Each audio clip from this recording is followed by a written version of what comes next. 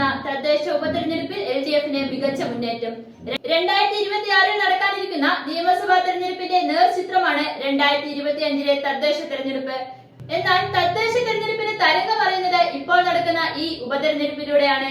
അതുകൊണ്ട് തന്നെ ഏറെ പ്രസക്തമായിരുന്നു ഈ ഉപതെരഞ്ഞെടുപ്പ് ഫലം. സംസ്ഥാനത്തെ 13 ജില്ലകളിലെ 31 തദ്ദേശ വാർഡുകളിലേക്ക് നടന്ന ഉപതെരഞ്ഞെടുപ്പിലാണ് LDFിന് മുന്നേറ്റം. 17 സീറ്റിൽ LDF വിജയിച്ചപ്പോൾ UDFിന് 12 സീറ്റിൽ വിജയിക്കാനായി. അതേസമയം BJP നയിക്കുന്ന NDAക്ക് ഒരിടത്തും ജയിക്കാനായില്ല. അതിനിടെ തിരുവനന്തപുരം ജില്ലയിലെ പാങ്ങോട് പഞ്ചായത്തിലെ പുലിപ്പാറ വാർഡിൽ SDPI സ്ഥാനാർത്ഥി വിജയിച്ചു. രണ്ടിടത്ത് സ്വതന്ത്രന്മാരും വിജയിച്ചു. ഇന്നലെയായിരുന്നു ഉപതെരഞ്ഞെടുപ്പ്.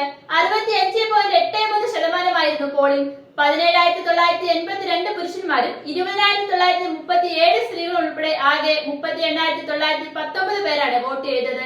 ആകെ 87 സ്ഥാനാർത്ഥികളായിരുന്നു ജനവിധി തേടിയത്.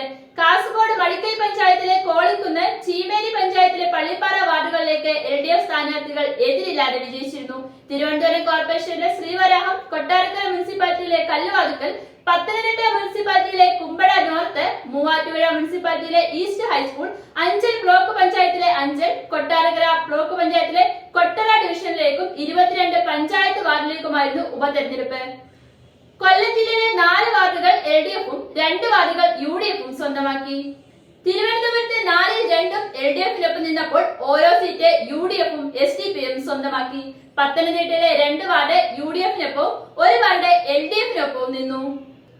ആലപ്പുഴയിലെ ഓരോ വാർഡുകളിൽ വീതം LDFും UDFും വിജയിച്ചു.